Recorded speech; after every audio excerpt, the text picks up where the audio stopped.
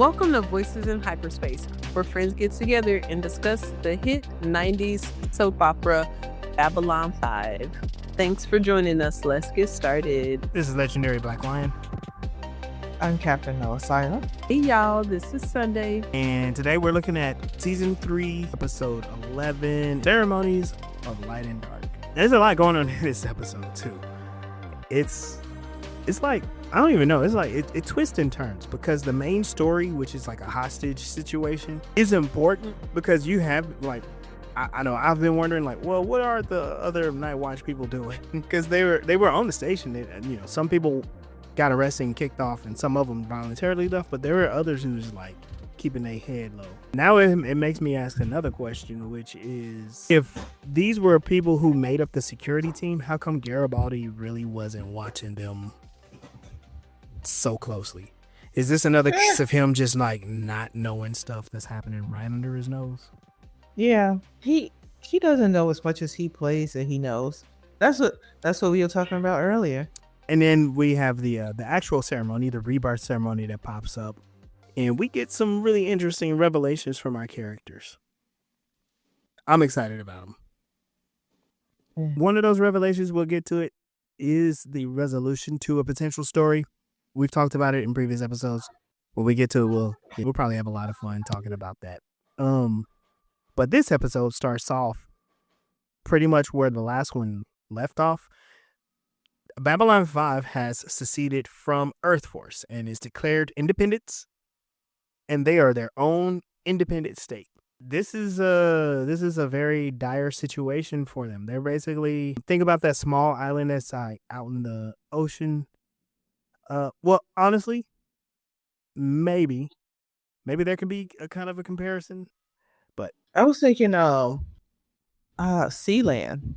Sealand, I don't know. Yeah, it was after World War II, I think. England had a oil base like off the coast of somewhere, and they was like, y'all forgot about it. We're our own country. We're our own country now. It lasted for like a decade, I think. Oh wow, okay. Yeah, and it had a population of 5 people. 5 people? How many people? Yeah, 5. Wow. There's those micronations too, like people who buy land in like the desert, and then they're like, we're gonna declare our own nation, and this is our this is our Capitol building, and it's like a shack, and they have like flags and stuff. Yeah, but we find out that they've shut down the comms because they don't want EarthForce to send a signal and shut down the whole station and rush in and take everything over. Which, okay, good thinking. This is a good way for us to like keep in the back of our minds like EarthForce is still a threat, and the stuff that we're doing isn't just because of story. It's a potential real life type of situation. And I like how they handled it with Ivanova and Garibaldi talking about what they have to do to reset the comms and reset all their passwords and stuff. What happens later in the episode where Garibaldi is the one resetting the passwords and getting the computer together, I thought it was a little weird because it's like, When did he become IT? I know. Since when did he become IT and like intelligence? He's the chief warrant officer. I would think that in the future, computer security would be under security. Like, since most of the systems are ran by computers, whoever runs security would have to know computer security as well. Yeah, that makes sense, but that to me would fall more under Ivanova's expertise, right? But she was explaining how she was very uncomfortable with that whole situation. This is kind of like a layover from the 90s where people were not very comfortable with computers the way they are now. I will forgive the writers for that because they were just dealing with what they were dealing with at the time. Yeah, I guess they had to give it to one of the main cast. Yeah. And like adding like a Star Trek has a science officer. Something like that makes sense to give to the science officer.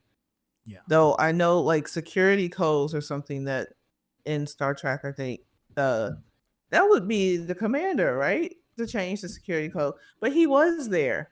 He just left. But he was standing off to the side, letting Garibaldi do the things like he was some brainiac IT guy, and he just doesn't. He comes across real like a cop. Yeah, and cops don't do IT. Right.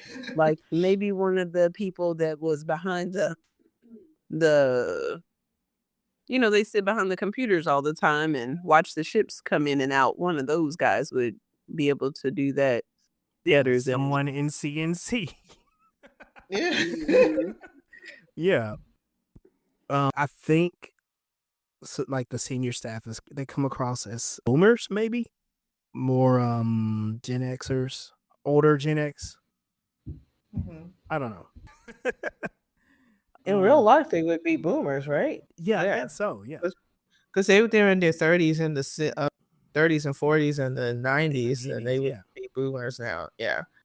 Okay. And then Sheridan, he explains that he's refusing to wear the EarthForce uniform because he just doesn't feel right. After everything that they did, it's not right for him to wear it.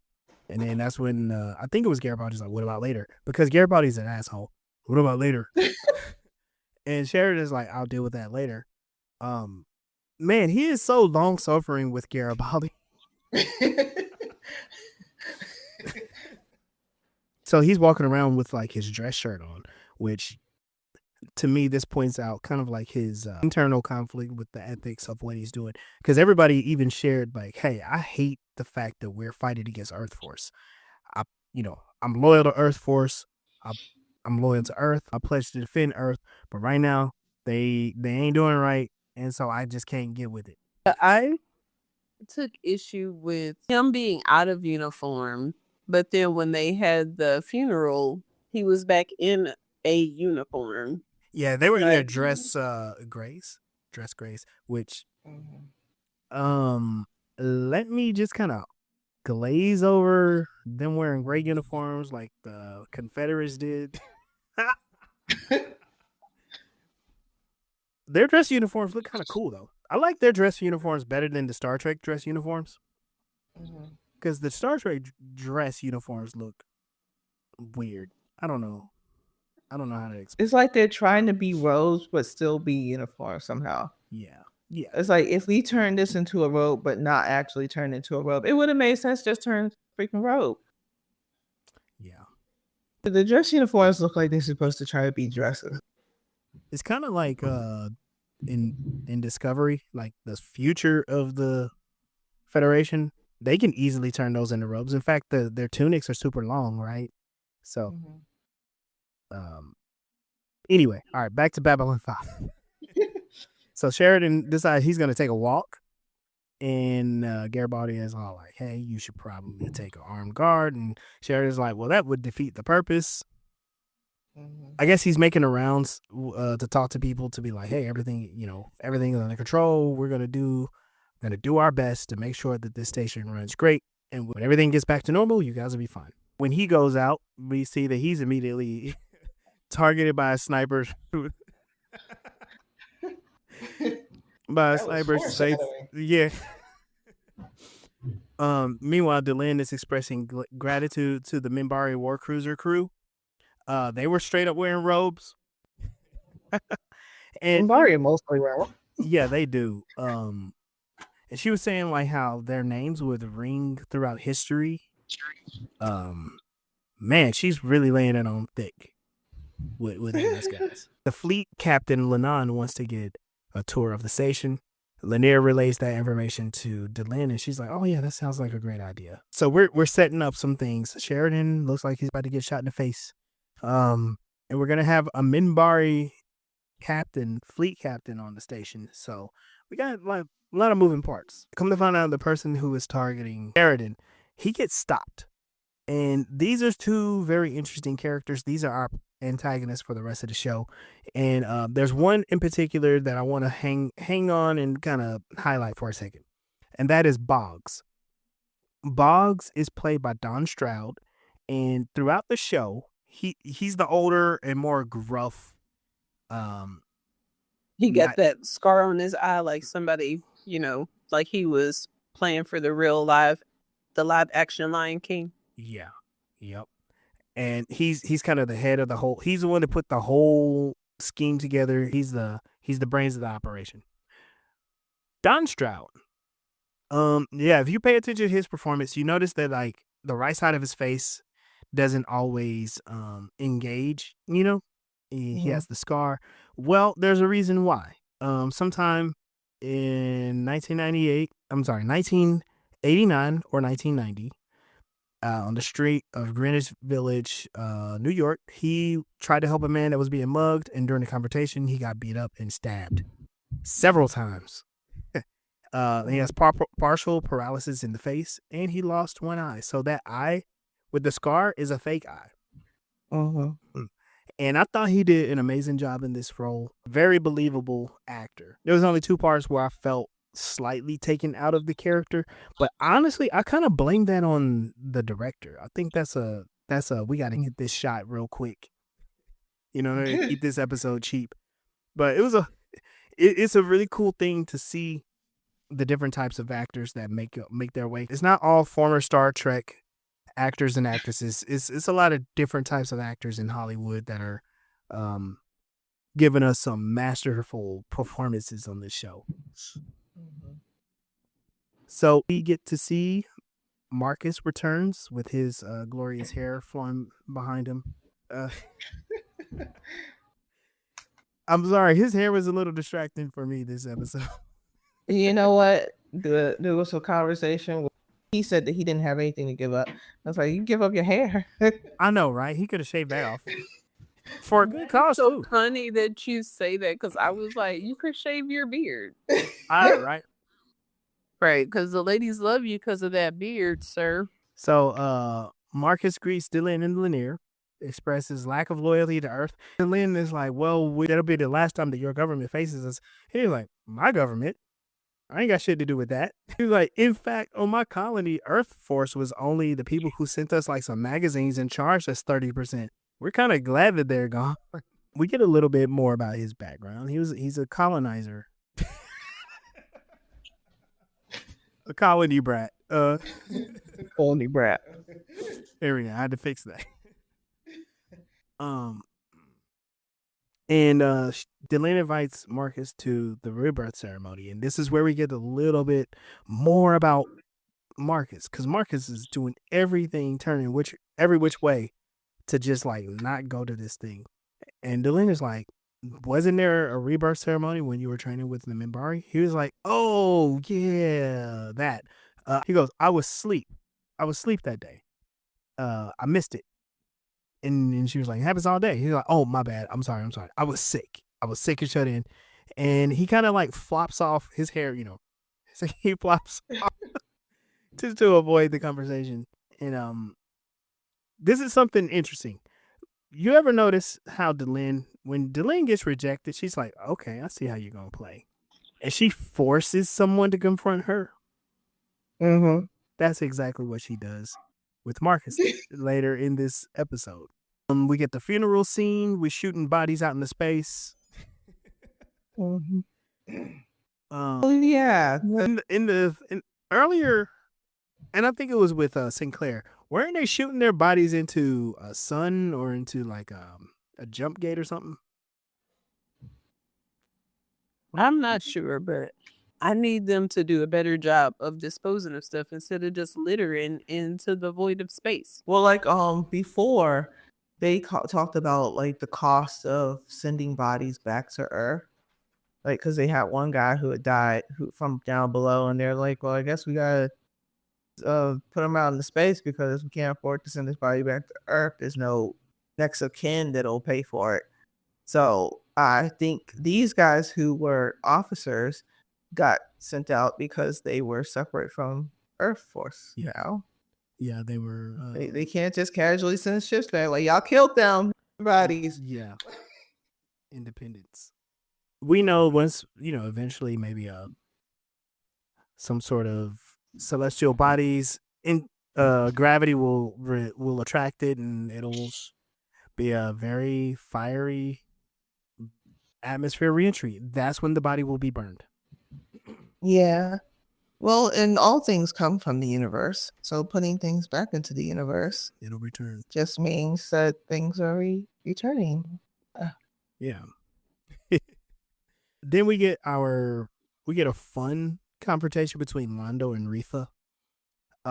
This before we go into exactly what happened, this performance by these two actors this could have been the whole episode, and I would have loved it. Because they're just so good. But between their accents that they're using, and just the kind of like the back and forth and one-upsmanship that's being used, I think is just masterful. Londo's into Zocalo, and he's like, Rifa, here you are. Here, have a drink. Before he does anything, he's like, take a drink. And he's basically telling Rifa's like, look, I don't know who you think you are, but I think you're kind of stupid fighting 12 different fronts on this war. And Rifa, he called him the son of the grand idiot. Like the son of the grand emperor of idiots or something. Yeah. And Rifa's like, don't worry about it. We can handle it. It's all good. I know what I'm doing, as he takes a sip. And then Londo is like, what you're doing is you're exposing homeworld. And if the shadows turn in on us, we won't be able to defend ourselves. And again, Rifa's like, don't worry about it. I got it under control. And he's like, Londo is like, no, what you should probably do is distance yourself from Morden, because I know that's where you're getting all this power from. We need to bolster the Centauri Republic. Once again, I want to say something about this. It is an empire, but they operate as a republic.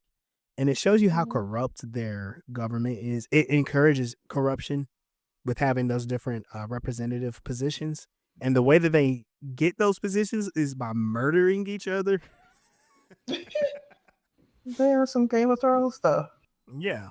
Yeah. And Rifa also is very much like upfront about, this is what I'm going to do to be the emperor one day. Right. As if Londo don't have aspirations for that same thing. Like, is that a safe thing for y'all to be saying to each other? I think it might be implied at their position that, yeah, I'm going to try to be emperor. That's your life goal, is to be more than what you are, to one up each other. It makes me think again of Star Trek. You know how in Klingon ships, like, oh no, not the Klingon ships. It was the Mirrorverse ships where they would assassinate each other for a position. Aaron, yeah. So then Londo is explaining, like, no, you should give up all that stuff. And River's like, why should I give up power? You gave it up, and look at you. You asked me to do the same thing. Why should I do that? He's like, Londo then says, because your loyalty to the Republic is beyond anything else, because I'm asking you, and because I poisoned you. And Rifa, gotcha, bitch. And Rifa's face changes. This is why I think the actor is so good. He changes, and he looks so like betrayed and hurts. Like, but why? Why would you do this to me? You're supposed to be sucking up to me. I know, right? He's supposed to be showing off all his power and just flaunting it, and then all of a sudden, like, oh no, you could die. And he's like, okay, why would you poison me? And Londo's is like, well, so you could do what I asked you to do. And then two, look, let's not play. You were going to do the same thing to me. Let's be for real. You would have done the same thing to me. I just got here first. and it's just like, it's wild. This act does come back to bite Londo in the ass. Everything bites Londo back in that butt. Everything except for letting them two kids go. Right. Which the one thing he says, that Londo says, which was is very telling to the old ways. Like, we used to use poison all the time. And this is where we realize, like, everything that Londo does, even when he does it for good, he does it in such a bad way. It might as well be for bad. All right. Now, I don't know this for sure, but I'm going to just put this out here, though. It was my very favorite part of the whole episode for sure. Him poisoning Rifa. I feel like it's setting Londo up for a redemption story. I'm not interested in seeing him being redeemed, but I just kind of got a feeling in my bones that that's the direction it's going to go eventually. Well, I think we saw the vision of him becoming king, and we also saw the vision of the shadows destroying his home planet. And if he becomes king and the shadows destroy the home planet, he doesn't get to rule. So him saving the home planet from Rifa just means that he gets to save his position as being king. So I don't see redemption in this. I mean, yeah, it's good that Rifa dies. I don't want to say it's good that somebody dies, but you know, considering what he's doing and that he can't be talked out of it, if the character does die, that would be good, but also bad, because then the shadows will just find somebody else, and you won't know who that is. Right. I don't have an explanation or any supporting evidence for my feeling, but there is something else that's going to happen a little later in this episode that I didn't have supporting evidence for either. But some may be right. So, hey, follow these and you'll never go hungry again. Oh my god. Okay. So we jump from that with some pensive music. Londo is smiling and Rifa looks like he just lost his best friend in the whole wide world. Self.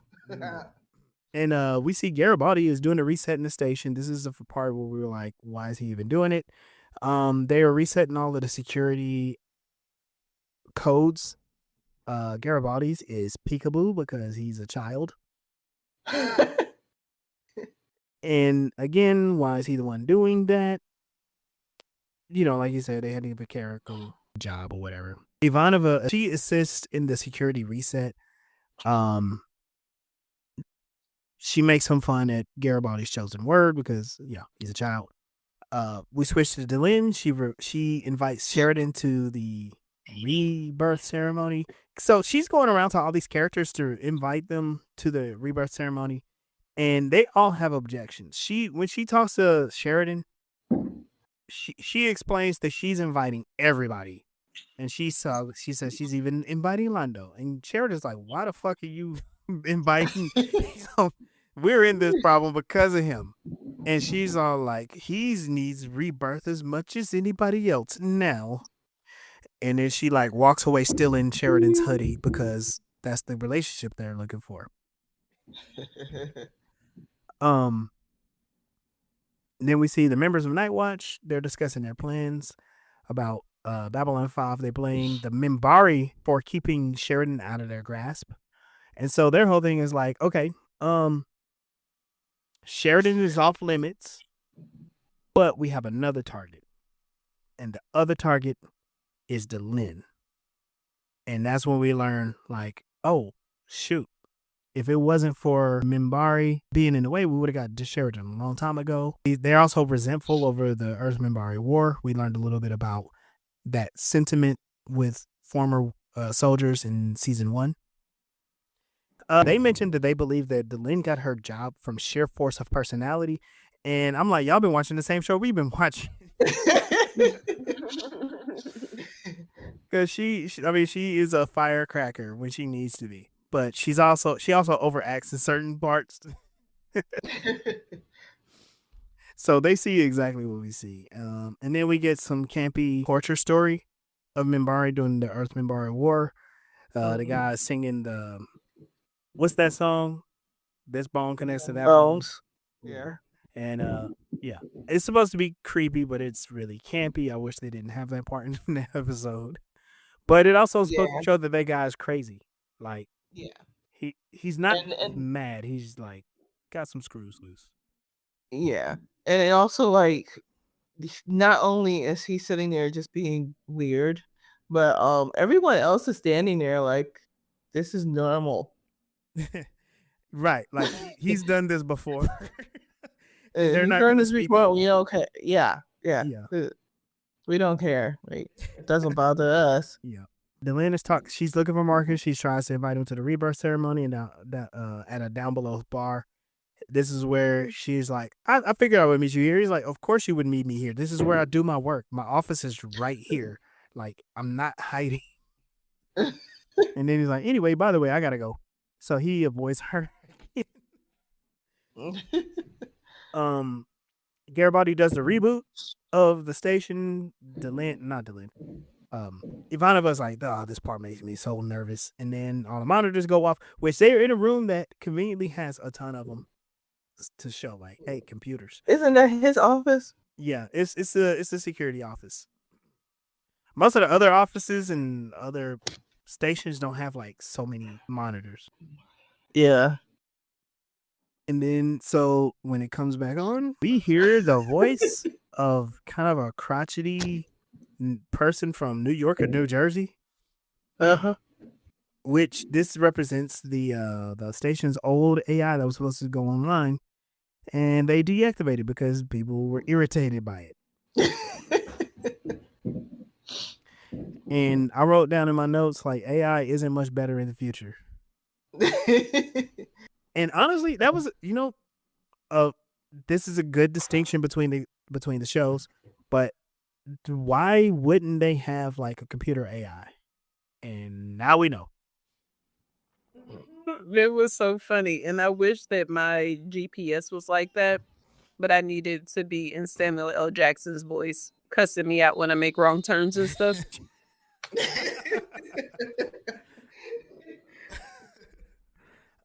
Tell the Batman one. What? And my destination was chasing the Riddler. Really? Yeah. So you had to collect 300 Riddler tokens to get to your location. No, well, like he, instead of saying like take, he turned left, follow him. Like we were chasing him to get to the Okay. When I reset it, I got a new phone and put app on the new phone and have it in it. That sounds dangerous. Yeah. All right. Yeah. So then Delenn, she goes to Londo and Jakar to see if they want to go to the ceremony. Londo, full of himself, is like, why do I need rebirth? What? Like, I've like, why would I need to do this thing? And he basically tells her no. And Jakar is like, I'm busy. Also, I just got out of jail. I've been reborn at least once or twice. I'm doing good. I'm busy with station security, so maybe I'll say hi later. So everybody's turning her down because, she's the craft mom. She's like, everyone. She's doing another ceremony, another ritual. Yeah, right. And her being the craft mom of the station. Hey, everybody, I made some gifts for you all with my bare hands. We should have a ceremony and exchange gifts. And everybody's like, no. We need to lift our spirits after what we've just been through. Like almost dying. Like, can we take a breather? Can we just chill for a minute? If she didn't do it the way she did. Right. If it was like, let's come together, let's collect ourselves, because we just been through some stuff. Instead of, let's do a project. Delenn then meets with Markus again, discussing his reluctance to participate in the ceremony. And this is where we learn about Marcus's trauma. Remember I said he's kind of a central character? He heard like that the ceremony involves him giving up something. And he said, I don't have anything else to give. When my brother died, that was it for me. There was nothing else for me. It makes me wonder what his life as a colonial raised human was like. Like, was his brother the only one that he had? Because that has to mean that their parents didn't make it either, right? Mm-hmm. So, yeah. So he doesn't talk about them. No, not at all. He probably didn't even like them. I don't know. Maybe he didn't know them. Yeah. After he has this passionate speech about like, there's nothing left. I have nothing. Delenn looks this man in the eye and says, then that's what you have to give up. Me, Markus, and the rest of the audience have this confused look like, didn't I just say I ain't got nothing? It seems to me that like since they do so much ceremony that it would make sense, especially with their philosophy, that what they give away that's valuable to them didn't necessarily have to be physical.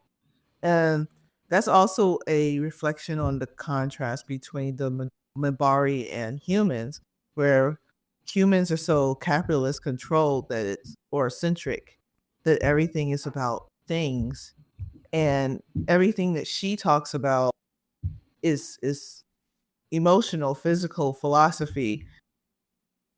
Yeah. And a rebirth doesn't mean you go in the cocoon like she did and be reborn. To me, it sounded a lot like a ritual or a solemn ritual for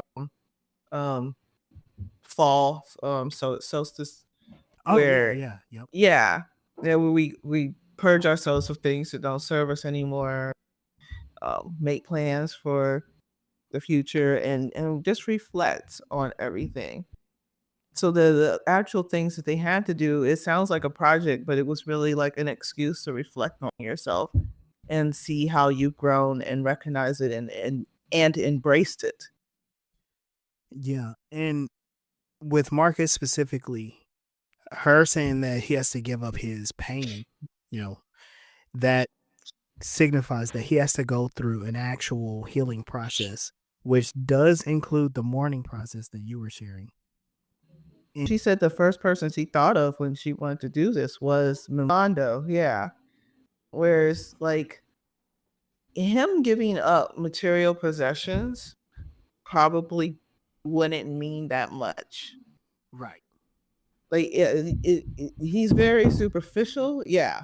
But because he's so superficial and just has things and always getting new things, they don't really mean anything. Nothing is valuable to him except for the things that causes him to do evil. Which is why she's like, hey, if he did this, maybe he wouldn't be such an asshole. It's like when you realize that like doing is hurting people because of the pain that they feel. Because one way that survivors and narcissists learn to deal with what happened to them is to know that this person who did those things is in constant pain all the time and will not let it go, and that's why they do those things. So if with Delenn, it's like if he was to let go of whatever's causing him pain, maybe he wouldn't be so inclined to cause chaos to the universe. Yeah. And that's the thing, like if Londo was actually able to face himself and his pain. Well, he doesn't take accountability for nothing, which means he doesn't look at what his actions are. Right. And he also said earlier in the series that he's on a path that he can't deny. So he thinks that it is inevitable for him to go down this road and die, but he wants the old days back. After that, we see that Lenon's shuttle is arriving on the station. That's the fleet captain. So they go down. It was Delenn and Markus are down at the docks. They're ready to meet Lenon. Lenon has two Minbari that are flanking him. And then out of nowhere, here comes the Nightwatch people blasting them. They take down one of the Minbari and they shoot the other one. Lenon runs and he protects Delenn, and they go and duck behind some cover, and they get kidnapped. They straight up get kidnapped. And this part is wild because where is security? My question, I guess, is answered because a lot of them Narn got like blasted in that attack last episode, so maybe they don't have as many as they had. Yeah. Good. Well, then they mentioned it because when they were going there, well, no, not Lanier because Lanier's not with her. Someone mentions, shouldn't so and so be here or security be here? Should we wait? Yeah. And then they get shot at. Right. Plot armor. Yeah. He got held up by plot armor. Right. Oh, there was something else that I forgot to mention when this started. So Garibaldi is in a sling. Garibaldi was mentioning how he fractured his elbow and his hand during the war, the fight on the station. So he's walking around with a sling, which is pretty good. But so far Garibaldi's got shot in the back, broke his arm. Ivanova broke her foot. Yeah. Sheridan's been tortured. Delenn is kidnapped again. Lanier got blowed up. Oh yeah. Yeah, so these people going through some crazy stuff. Garibaldi is fighting and struggling with the AI. The AI is getting real sassy with him. It's play for humor. It's all right. I think part of this comes into play near the end when we learned about Garibaldi, but he's putting up kind of like this, like he's not putting up with this nonsense pretty much. Ivano informs him of the kidnapping, and this is where everybody's moving into action. Garibaldi immediately connects this to Nightwatch, and they're like, okay, we gotta find him. At the Nightwatch base, which looks like a dusty place, Delenn, Lenon, and another injured Minbari are held hostage.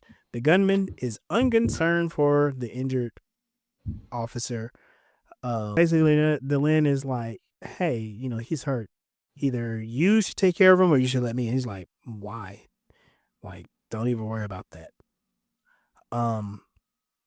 Markus gets word of the kidnapping. He's flipping out. He is crazy. This is where I say he storms off and he got his hair flopping behind him. This is the scene. And he's mad too because he just talked to Delenn. And now he even says it. He's starting to feel worried. He's like, look, this is my fault because I don't listen. I turn my back for 2 minutes and people pay for me. The Boggs, leader of the Nightwatch, he announces that the word of the kidnapping is public and he's all happy about it. They got the comm scramblers and they're making sure that security can't find them. And this is where they transmit their demands to Sheridan.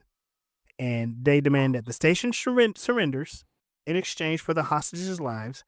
And they said, as proof, we'll show you because we're serious. And they pick up one of them Minbari and they shoot him.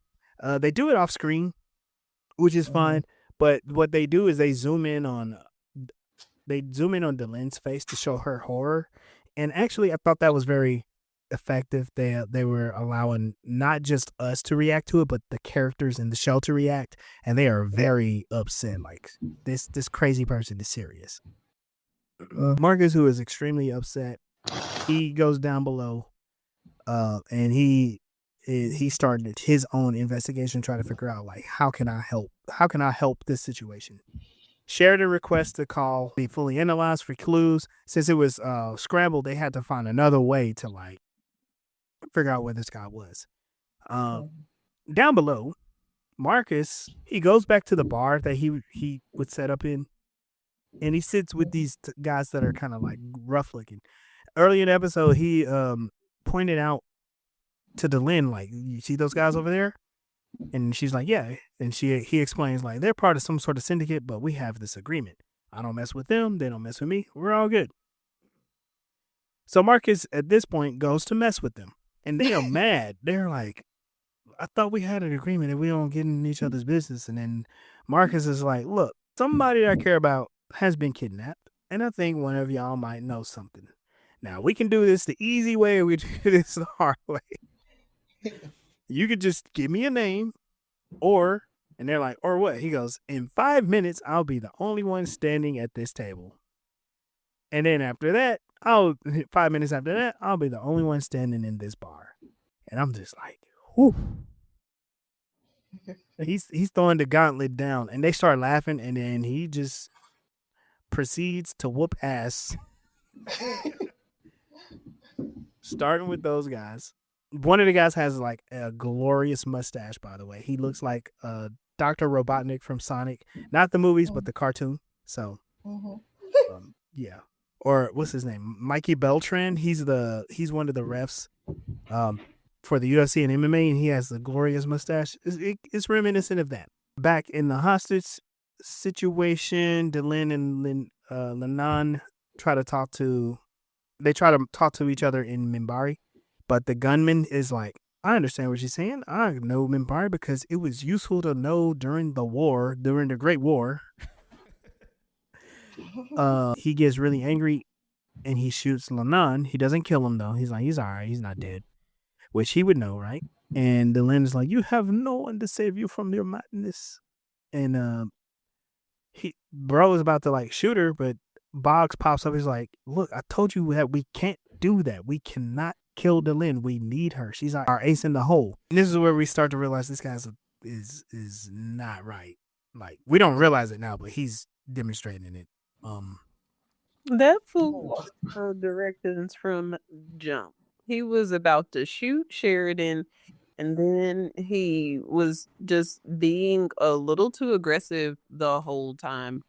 So, yeah, he's one of those hotheads that, I mean, you want him around because he'll, do the hard thing, but then you can't really have him around because you fucking up the plan. Yeah. Well, they need somebody crazy, but he's too crazy. He's the loose cannon, and it's like, this is a guy that's like your right hand man. Okay. Down below, Markus is the last man standing in the bar. And he's like, now I just gotta wait for somebody to wake up. Lanier arrives. He pops up and he's like, hey, Markus, I'm here to invite you to the rebirth ceremony. And Markus is like, why in the world are we talking about that? Delenn has been kidnapped. And he goes, look, the last thing she told me to do was to make sure that you go. And that's the thing that I'm going to do. And he's like, since you're not going, I've done my job. Markus grabs Lanier as Lanier turns away. And Lanier turns around and with one hand holds Markus straight up in the air. And he's like, look, I might look like you, but don't put your fucking hands on me.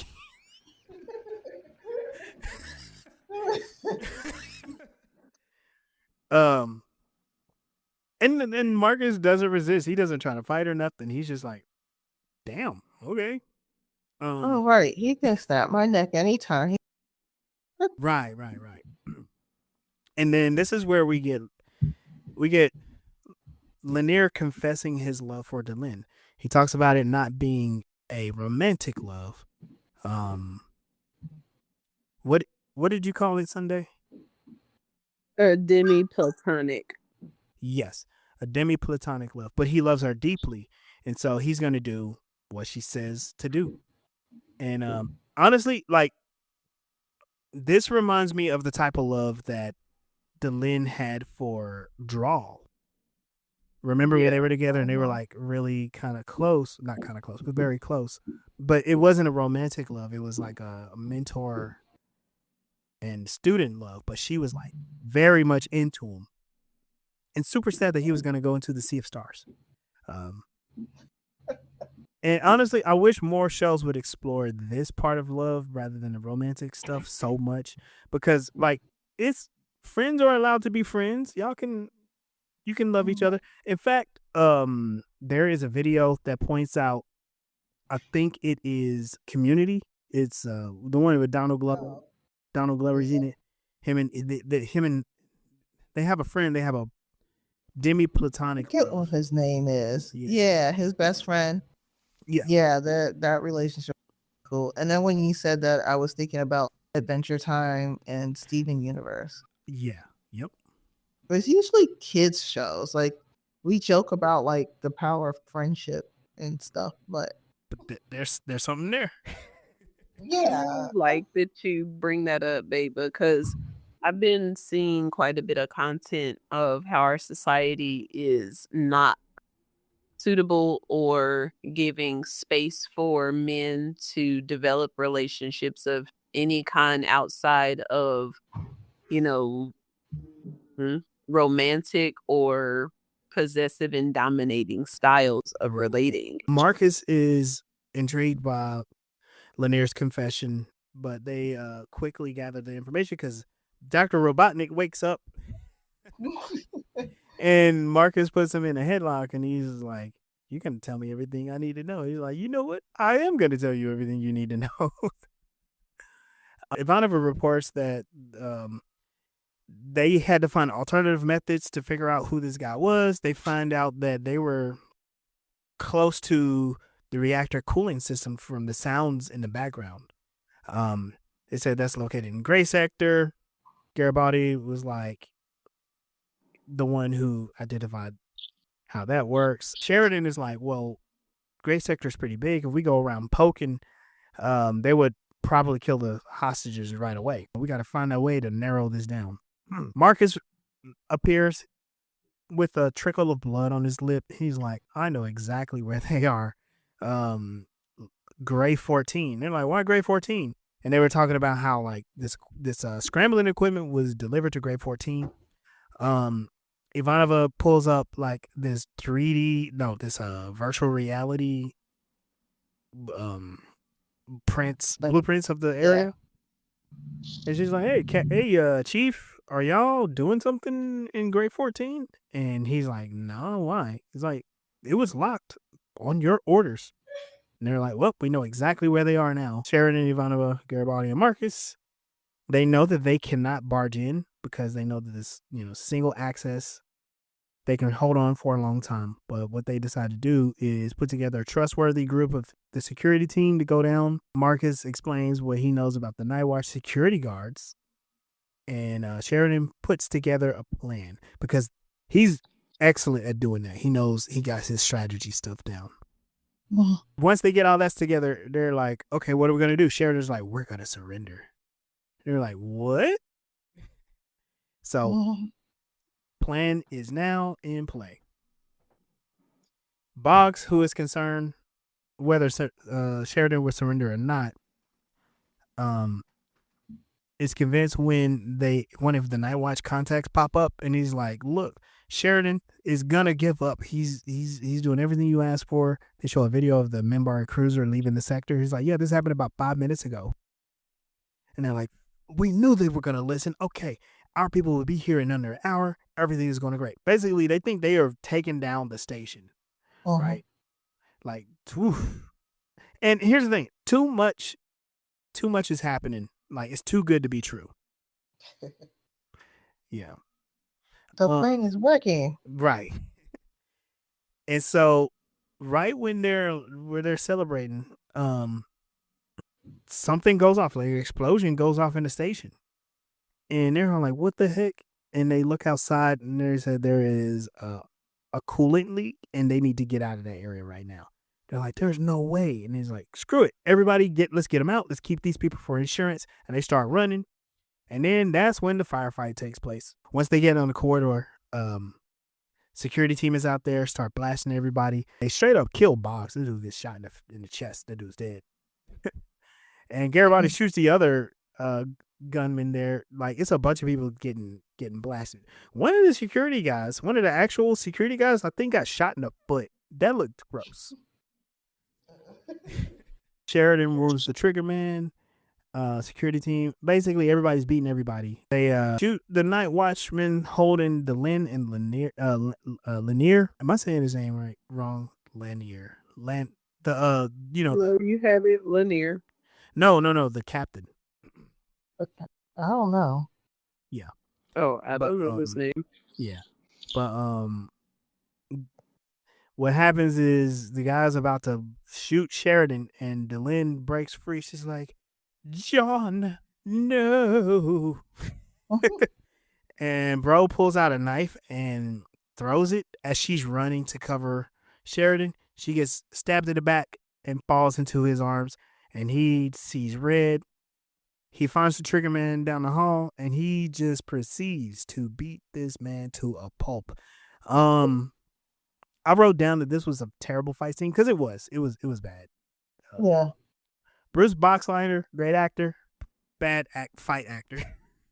I thought maybe it was bad because he was like blind rage. He wasn't really thinking about how he was fighting. He just wanted to hurt him. Yeah. I understand that. I mean, it didn't look bad, but in context, I would think it would be bad. Yeah, it didn't look great at all. So, and he, yeah, that's that guy out. Then we then get to our, those guys are they're arrested and they're taken into custody. Well, we fade to black, and when we come back, we're in a resolution. Lanier informs everybody that while the attack was severe, Delenn will recover. She had the knife, instead of like stabbing a vital organ, it embedded itself into one of her ribs. So yay. I don't know if any of you have had a rib injured. That really hurts. But I mean, good thing she's alive. Delenn is unconscious after the failed attempt. This is where they ask about the ceremony, and they're like, well, you're supposed to do it after a certain amount of time, after preparations get started. So we're gonna miss that. So chill out. Garibaldi, who is on an elevator, listening to the AI voice just pester him like non-stop, like a stream of abuse. He just pulls out his PPG and blasts the speaker, and he's like, that's enough of that. So I'm guessing that the AI was eventually deactivated. Because they were poking around trying to dig it out of the system, because it was left from before when they first activated, and they said and turned it off. But this time they were like, no, you can resist it. Right. We switch back to Delenn, and she's talking to Lanier, and she insists that they do the ceremony. She insists that he rests because he hasn't slept since she got hurt, and they decide to do the ceremony there. And so one by one, our main characters come in, and they are sharing a secret that they've told nobody. Sheridan enters, talking about sacrifices needed for the birthing ceremony. He decides to do this in med-lab. Lanier, initially tending to Delenn, assists into the impromptu ceremony. Sheridan, he takes quick action, learning about the requirements, gets everybody together, and they're bringing their uniforms as the thing that they're giving up. All right, so I kind of blanked on this part. What did Sheridan say? Did he share his Yeah, he was confessing his love for her. Okay. And not that platonic type. Yeah, that's right. Sheridan confesses his love also, and he gives the uniform away. Garibaldi, I give my uniform away. Garibaldi confesses his fear of losing his emotional control.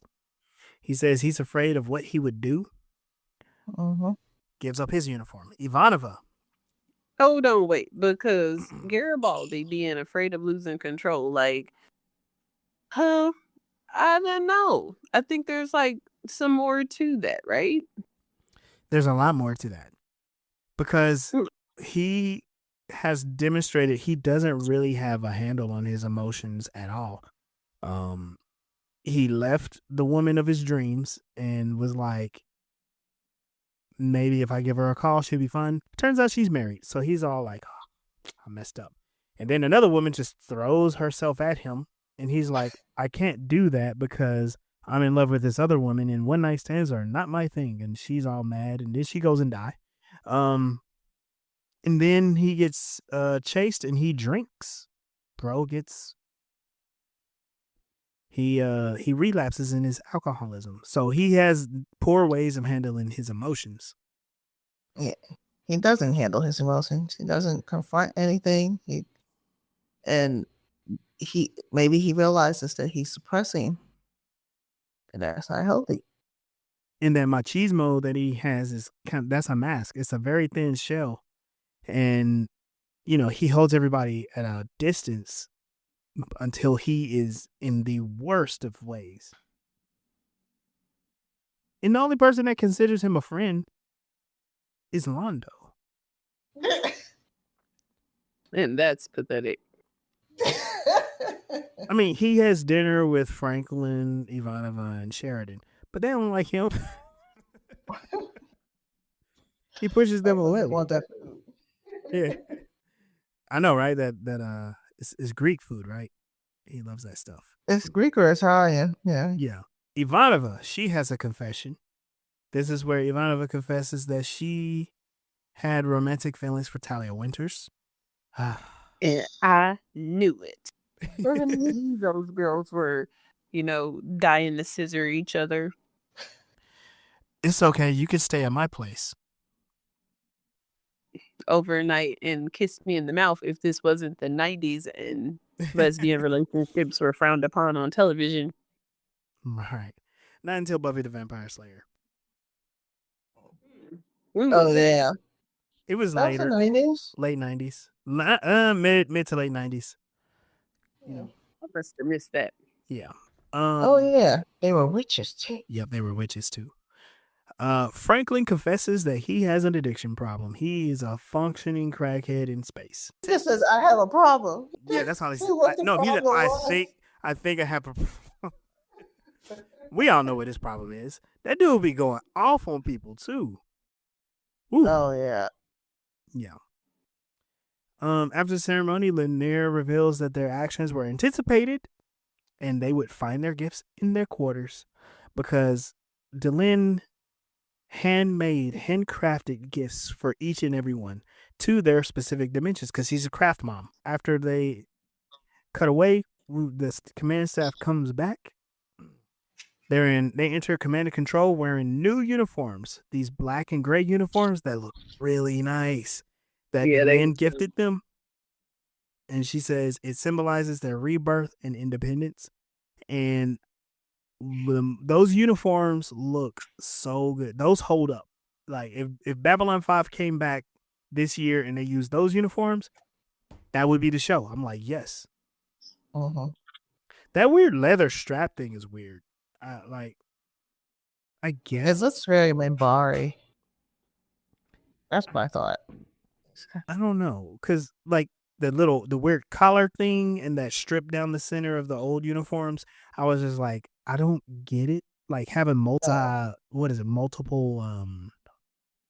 materials as colors. Yeah, it was just weird. The black ones, they do look Minbari, but they look sleek. They look like if I was to cosplay, that's what I would cosplay that one. Yeah. Like the other ones look like other things that I've seen in sci-fi where it's like, how do we make this style look completely different from what we've ever seen before?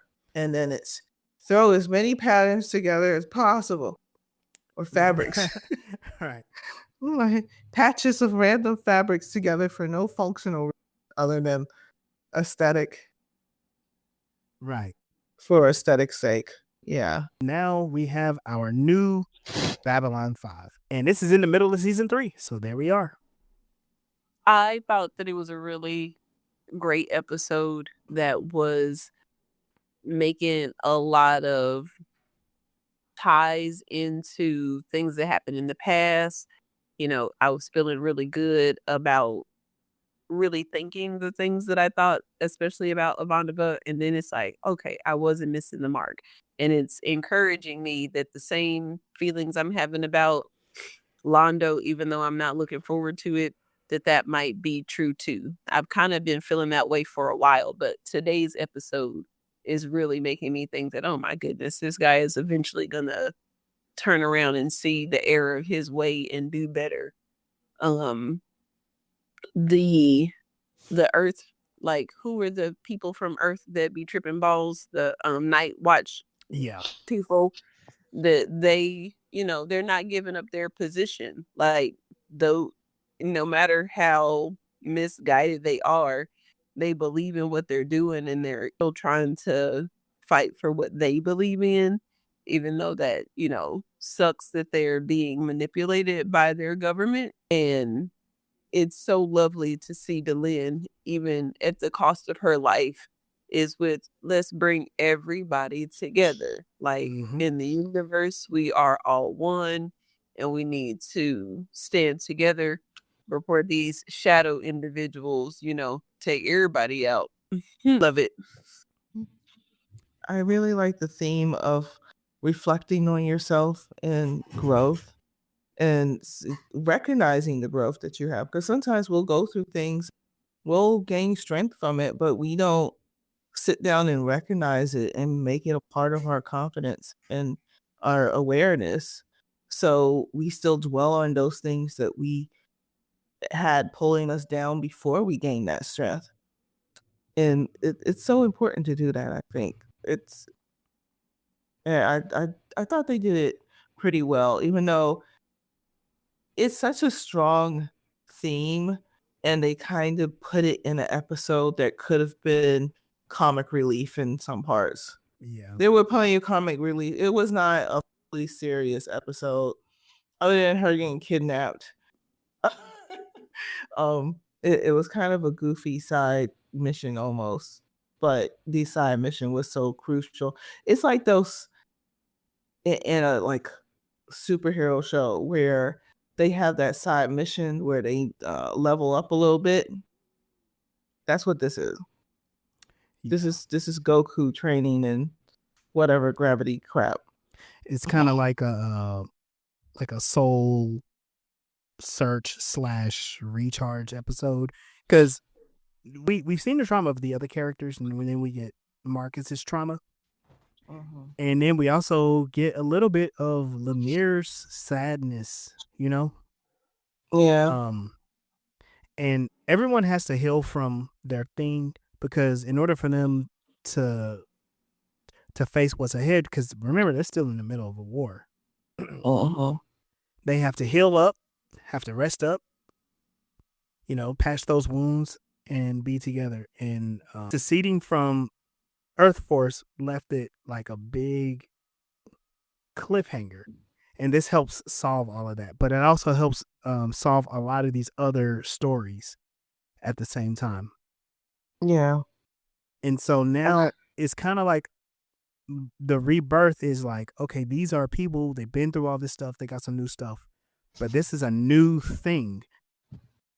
Babylon 5 is independent, and so the new world is going to look differently. They're probably going to have problems with getting materials and resources to the station. They're probably going to have problems with the unaligned worlds. And they're probably going to have problems with figuring out who is actually on their side. But in the meantime, we are by ourselves, and we're going to figure this out together. Our friendship. And the power of self-confidence. And also, it was very animated them to have a rebirth power-up that included a new outfit. Yeah. New final form. Hey, I'm with it though. I like it. All right, let's get out of here. Thank y'all for joining us for this episode of Voices in Hyperspace. Be sure to follow us on all of our platforms. We're on YouTube, TikTok, Instagram, and Facebook. Continue the conversation in our Facebook group at Voices in Hyperspace. I am Legendary Black Lion. Be sure to follow me on Instagram at Legendary Black Lion.